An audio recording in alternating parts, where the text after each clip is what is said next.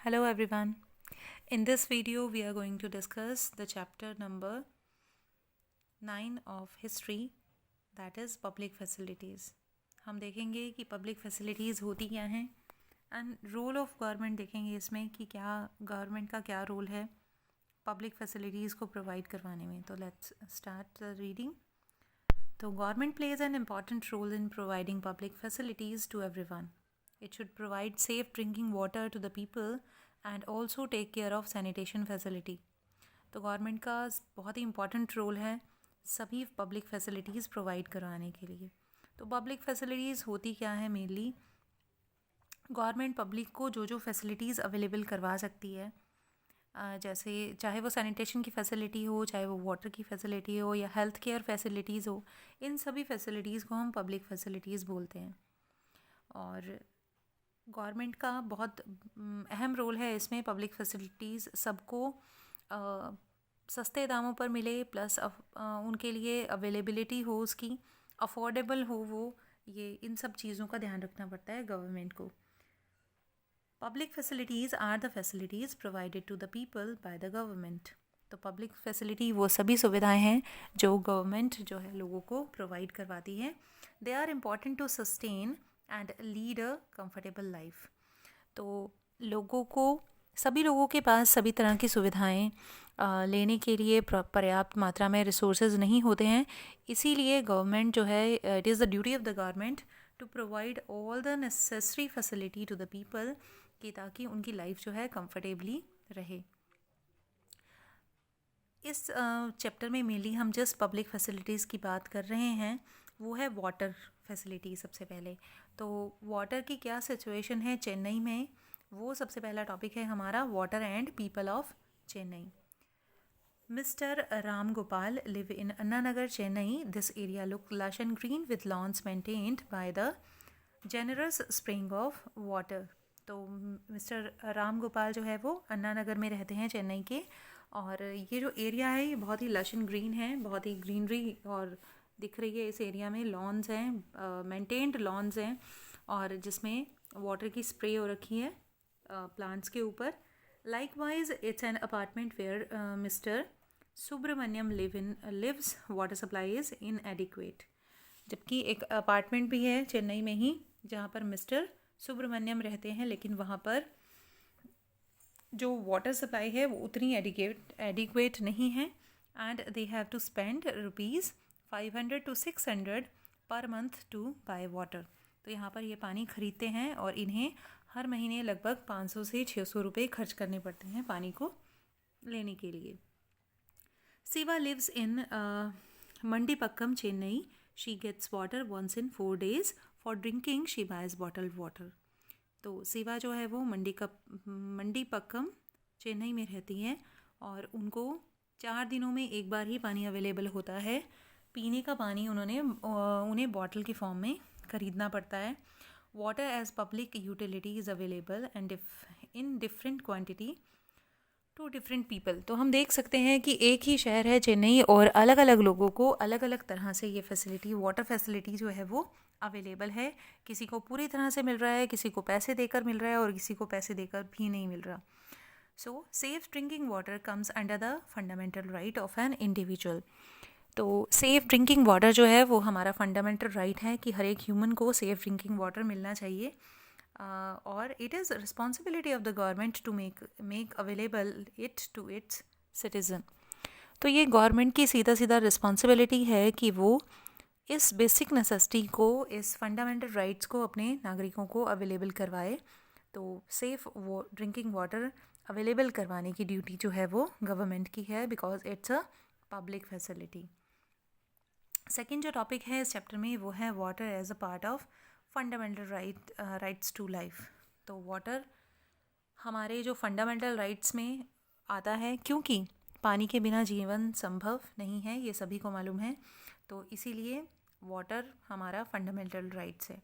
तो water is essential for life and good health.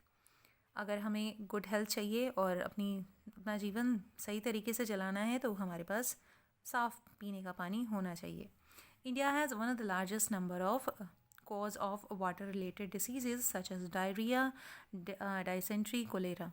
तो पानी से होने वाली बीमारियां जिसमें डायरिया, डाइसेंट्री और कोलेरा है वो इंडिया में बहुत ज़्यादा होती हैं. More than 1600 Indians, mostly children below the age of 5, die every day because of water related diseases.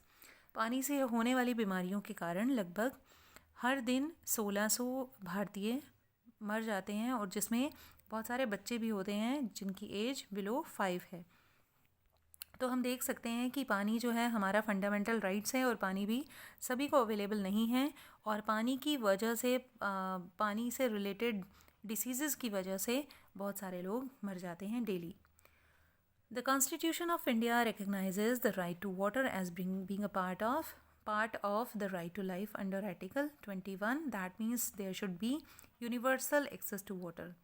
तो हमारे कॉन्स्टिट्यूशन ने भी इसीलिए इसको रिकग्नाइज़ किया है कि वाटर जो है अंडर राइट टू लाइफ जो कि हमें दिया गया है आर्टिकल 21 में हमारे कॉन्स्टिट्यूशन के. और इस आर्टिकल 21 में राइट टू लाइफ के अंडर जो है राइट टू वाटर भी क्या कहूँ मैं राइट टू वाटर भी एक्सप्लेन किया गया है, दिया गया है कि हमें राइट टू वाटर भी होना चाहिए. हमें पानी की अवेलेबिलिटी गवर्नमेंट के द्वारा करवाई जानी चाहिए. The high courts and supreme court have held that right to safe drinking water is a fundamental right. Verdict given by the courts make it as a responsibility of the government to ensure the supply of fresh drinking water. तो बिल्कुल ये responsibility बनती है government की कि वो ये ensure करे कि सभी को फ्रेश ड्रिंकिंग वाटर की सप्लाई मिले. Things like electricity, public transport, school and colleges etcetera which is necessary for survival are known as public facility. तो पब्लिक फैसिलिटीज़ होती क्या हैं? मैंने आपको बताया था कि इलेक्ट्रिसिटी हो या पब्लिक ट्रांसपोर्ट हो, जो भी बसेस में हम जाते हैं, जो भी रोडवेज की बसेस होती हैं वो हों, या स्कूल्स हों, गवर्नमेंट स्कूल्स होते हैं, कॉलेजेस होते हैं. तो ये सभी की ड्यूटी है कि गवर्नमेंट जो है अपने एरिया में ये सब प्रोवाइड करवाए ताकि वहाँ के नागरिक जो हैं उनके पास ये सारी सुविधाएं हों, वो अच्छी शिक्षा हासिल कर पाएँ, उनके पास सैनिटेशन की फैसिलिटी हो, उनके पास इलेक्ट्रिसिटी हो, उनके पास पब्लिक ट्रांसपोर्ट यूज़ करने की फैसिलिटी हो. तो it is the duty of the government to provide all these facilities to its citizens. Public facilities are provided so that its benefit can be shared by many people. इसीलिए public facilities provide की जाती हैं ताकि एक साथ society में बहुत सारे लोग जो हैं वो इसका बेनिफिट उठा सकें.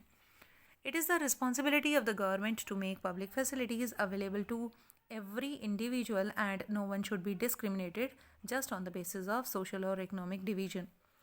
पब्लिक फैसिलिटी जो है वो सभी के लिए इक्वली अवेलेबल हैं, उसमें किसी भी तरह का कोई डिस्क्रिमिनेशन नहीं किया जा सकता. यहाँ पे एक डायग्राम दिया हुआ है जिसमें आपको डिफरेंट पब्लिक फैसिलिटीज़ देखने को मिलेंगी कि कौन कौन सी मेनली पब्लिक फैसिलिटीज़ होती हैं. तो हेल्थ केयर है, रोड्स हैं, वाटर है, इलेक्ट्रिसिटी है, सैनिटेशन है, transport, parks, market, education and banking. ये सभी पब्लिक फैसिलिटीज़ हैं जो कि गवर्नमेंट की ड्यूटी है कि वो प्रोवाइड करवाए अपने नागरिकों को. तो गवर्नमेंट का रोल कितना है? अब बात ही गवर्नमेंट की हो रही है क्योंकि पब्लिक फैसिलिटीज़ गवर्नमेंट अवेलेबल कराती है हमारी कंट्री में. तो one of the most important function of the government is to ensure that these public facilities are made available to everyone. अब सोचने वाली बात यह है कि क्या सभी को ये सुविधाएं उपलब्ध हो रही हैं या नहीं. तो ये ड्यूटी है गवर्नमेंट की कि वो इंश्योर करे, उसकी ये कर्तव्य बनता है कि वो इंश्योर करे कि सभी को ये फैसिलिटीज़ इक्वली अवेलेबल हों, ना कि किसी एक ग्रुप को या किसी एक ग्रुप को ना मिले, ऐसा नहीं होना चाहिए. Making provision for education and setting up of school and colleges, improving health and sanitation facility. तो ये प्रोविज़न होना चाहिए कि एजुकेशन जो है वो इम्प्रूव हो, एजुकेशन मिले सबको, स्कूल्स और कॉलेजेस में जाएं सभी, हेल्थ इम्प्रूव हो सबकी और सबको सफाई मिले अपने शहर में, अपने एरिया में. Ensuring equal distribution of food through out the country, सभी को खाना जो है अवेलेबल हो. Improving the means of transport improve हो, लोगों को लोग आसानी से एक जगह से दूसरी जगह जा पाएँ. Maintenance of public utility work like post office, railway, roadways, roads private companies operate for profit in the market. तो मेंटेनेंस होनी चाहिए जो भी पब्लिक फैसिलिटीज़ प्रोवाइड करा रहे हैं, और पब्लिक के जो वर्क होते हैं जैसे पोस्ट ऑफिस है, रेलवेज़ हैं, तो उनको प्रॉपरली उनकी मेंटेनेंस होनी चाहिए. तो कुछ जो फैसिलिटीज़ हैं वो प्राइवेट कंपनियां भी अवेलेबल करवा सकती हैं, बट उससे क्या ड्रॉबैक हैं. Private companies operate for profit in the market. अगर प्राइवेट कंपनियां यहाँ पे आ जाएं और पब्लिक फैसिलिटीज़ अवेलेबल करवाने लगें तो डेफिनेटली वो ये सब करेंगी, क्योंकि उनको प्रॉफिट चाहिए और वो सारी फैसिलिटीज़ को बहुत महंगा कर देंगी. तो public facilities related to the people's basic need, जबकि ये पब्लिक फैसिलिटीज़ जो हैं लोगों की बेसिक ज़रूरतें पूरी करने के लिए हैं. और अगर बहुत महंगा हो जाएगा सब कुछ, तो जो आम लोग हैं या जो पुअर पीपल हैं, they can not afford these facilities. Main source of revenue for the government is the taxes collected from the people, and the government is empowered to collect these taxes. A government has to ensure cost of pumping water, carrying it over long distances and use them for such programs. तो government जो है बहुत बार taxes लेती हैं हमसे इन facilities के लिए, और क्योंकि अगर वाटर भी है तो वाटर को पंप करके उसको एक जगह से दूसरी जगह ले जाने में जो खर्चा होता है वो गवर्नमेंट ज़रूर टैक्स के फॉर्म में लेती है आम लोगों से. And for instance to supply water, the laying down the pipes और for the distribution, treating the water for impurities and finally collecting and treating waste water. तो किस किस चीज़ के लिए पैसे लेती है गवर्नमेंट वाटर के लिए? तो सप्लाई के लिए लेती है, और उसकी सप्लाई में जितने भी पाइप्स यूज़ हुए हैं उसके लिए, उसके बाद वाटर की ट्रीटमेंट के लिए, उसकी इम्प्योरिटीज़ दूर करने के लिए, और फाइनली वाटर को कलेक्ट करके और जो वेस्ट वाटर है उसकी ट्रीटमेंट के लिए आम जनता से टैक्सेस लिए जाते हैं. It meets these expenses partially from the various taxes that it collects. This price is set so that most of people can afford a certain minimum amount of water for daily use. तो ये amount जो है, जो भी water facility के जो भी amount लिया जाता है, पैसे लिए जाते हैं या टैक्सेस लिए जाते हैं, वो इस चीज़ को ध्यान में रख के लिए जाते हैं कि लोग जो हैं उसको अफोर्ड कर पाएँ, ज़्यादा से ज़्यादा लोगों को वो फैसिलिटी मिल पाएँ. One of the most important tasks of the government is to ensure the availability of the resource to everyone. तो गवर्नमेंट की ड्यूटी है कि जो रिसोर्स हैं, जो भी फैसिलिटी हैं वो अवेलेबल करवा रही हैं, तो वो आम लोगों तक पहुँचे, वो ज़्यादा से ज़्यादा लोगों तक पहुँचे, यही गवर्नमेंट की ड्यूटी है. By making the administration strict and effectively implementing the scheme, government can help under privilege. तो अगर गवर्नमेंट अपने प्रशासन को थोड़ा सा स्ट्रिक्ट करे या इम्प्लीमेंट करे स्कीम को, और जो अंडर प्रिविलेज हैं यानी जिनको फैसिलिटीज़ नहीं मिल पाती हैं, तो उनको ये फैसिलिटीज़ मिल पाएंगी. The government by utilizing the revenue collected in better social schemes and using the resources in better manner can ensure the well being to maximum of the population. तो गवर्नमेंट का ये ड्यूटी बनती है कि वो utilise करे revenue को, जितना भी टैक्स उसने कलेक्ट किया है उसको सोशल स्कीम्स के लिए यूटिलाइज़ किया जाए, उसको रिसोर्सेज के लिए यूटिलाइज़ किया जाए इन अ बेटर वे. तो उससे वो इंश्योर हो सकती है कि मैक्सिमम पॉपुलेशन को ये सारी फैसिलिटीज़ मिलेंगी. उसके बाद हम बात करेंगे water supply to Chennai. Is it available to all? तो चेन्नई की ही बात कर रहे हैं कि चेन्नई में जो वाटर सप्लाई है, क्या उससे सभी को पानी मिल पा रहा है या नहीं. Water supply in Chennai is marked by shortage. Municipal supply meets only about half the needs of the people of the city. तो म्यूनिसिपल जो सप्लाई है पानी की, सिर्फ उससे आधे लोगों की ही नीड पूरी हो पाती है. On an average the burden of shortfalls in water supply falls mostly in the poor. अब देखने वाली बात यह है कि जिनको इन फैसिलिटी की सबसे ज़्यादा ज़रूरत है, यानी गरीब लोग, उन्हीं तक ये फैसिलिटी नहीं पहुंच पाती. In search of alternatives, the scenario of the shortage and acute crisis during the summer months is common. तो लगभग गर्मियों के दिनों में ज़्यादा शॉर्टेज होती है पानी की यहाँ पर. Common in other cities, a shortage of municipal water is often taken as a sign of failure of the government. तो शॉर्टेज ये दिखाती है, पानी की कमी ये दिखाती है कि गवर्नमेंट जो है फेल है इस फैसिलिटी को सब तक पहुंचाने में. Throughout the work, water supply is the responsibility of the government. There are very few instances of private water supply. तो वर्ल्ड में वाटर सप्लाई जो है वो गवर्नमेंट की ही रिस्पॉन्सिबिलिटी होती है, क्योंकि अगर प्राइवेट कंपनियों को दे दिया जाए तो बहुत ही मैं कहूँ महंगा हो जाएगा ये सब, और आम जनता उसको अफोर्ड नहीं कर पाएगी. In this era of industrialization, water pollution has become a major problem. To avail clean drinking water to a large population can done through a technology advancement which needs investment by the government. तो अगर हमें clean drinking water available करवाना है large population को, तो हमें investment करनी होगी टेक्नोलॉजी की एडवांसमेंट में, यानी हमें तकनीक से जूझना होगा. टेक्नोलॉजी से ही हम इस जो प्रॉब्लम है इसका सॉल्यूशन मिल सकता है हमें, ताकि हम जो वाटर है उसको प्यूरिफाई करके लोगों तक पहुंचा सकें. उसके बाद हम आगे हैं कंक्लूजन पर. कंक्लूजन क्या निकलता है इस चैप्टर का, वो है public facilities are related to our basic needs and the Indian Constitution has recognized the right to water, health, education, etc. as being a part of right to life. और मैंने आपको बताया था कि हमारे कॉन्स्टिट्यूशन ने हमें इंश्योर किया है राइट टू लाइफ के लिए, और राइट टू लाइफ के अंडर ही आता है कि हमें जो गवर्नमेंट है वो प्रोवाइड करवाएगी वाटर, हेल्थ एंड एजुकेशन की facilities. The major role of the government is to ensure the adequate public facility to everyone.